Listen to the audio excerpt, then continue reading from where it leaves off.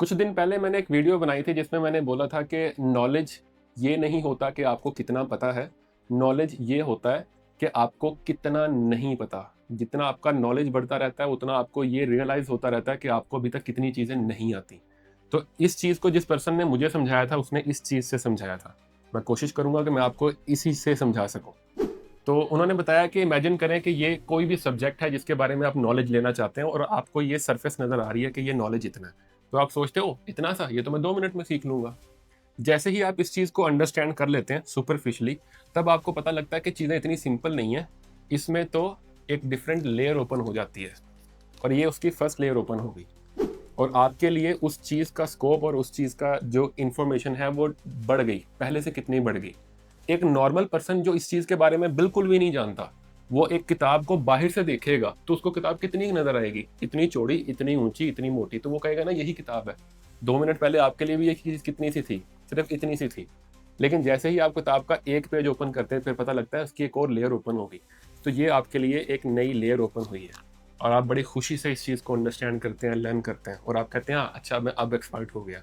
लेकिन जब आप उस चीज़ की गहराई में जाते हैं, फिर आपको पता लगता है कि इसकी तो एक और लेयर है और उसकी एक और लेयर ओपन हो जाती है।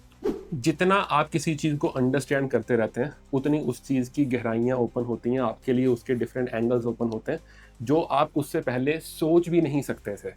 और ये चीज़ नॉलेज की सबसे बेस्ट एग्जांपल है। हमें वो कहते हैं ना नॉलेज कभी ख़त्म नहीं होता, आप किसी चीज़ को 100% नहीं सीख सकते। हाँ, आप बहुत अच्छे बन सकते हैं, पहले लोगों के कंपैरेटिवली बहुत ज़्यादा नॉलेज होगा आपके पास, लेकिन किसी भी चीज़ को दुनिया में इस टाइम पे इतना लिटरेचर है कि अगर आप ये कहें कि इस चीज़ को मैं 100% एक्सपर्ट बन गया हूँ और मैं समझ चुका हूँ, पॉसिबल नहीं है। जितना आप किसी चीज़ को स्टडी करते रहेंगे, उतनी उसमें से डिफरेंट डेप्थ्स ओपन होती रहेंगी, उतनी उसमें से गहराइयाँ निकलती रहेंगी और उतना आप उस चीज़ को नेक्स्ट लेवल पे जाके अंडरस्टैंड करने की कोशिश करेंगे। इसकी एक लास्ट एक बड़ी सी एग्जांपल ले लें, अगर मैं इस टेबल को अंडरस्टैंड करूँ, तो ये ग्रॉस लेवल है। मैं इसके में जाऊँगा एटॉमिक लेवल आएगा, एटॉमिक लेवल के नीचे जाऊँगा मॉलिक्यूलर लेवल आएगा, उससे नीचे जाऊँगा नीचे से नीचे लेवल आते रहेंगे। आप और मैं ये कह सकते हैं कि अच्छा प्रोटॉन, न्यूट्रॉन, इलेक्ट्रॉन एक लास्ट स्टेज है। लेकिन ये भी तो हो सकता है ना कि हमारे पास वो टेक्नोलॉजी ही नहीं है कि हम लोग उससे ज़्यादा डेप्थ में जाके किसी चीज़ को अंडरस्टैंड करें। मैं इस चीज़ को क्वेश्चन या चैलेंज नहीं कर रहा, सिर्फ़ बताने का मकसद ये है कि हम सिर्फ़ चीज़ को उतना ही अंडरस्टैंड करते हैं जितना हमें नज़र आ रहा होता है। और जब आप किसी चीज़ को थोड़ा गहराई में जाएँगे तब आपके लिए वो तहें अनफ़ोल्ड होंगी जो आपने कभी सोची भी नहीं थी।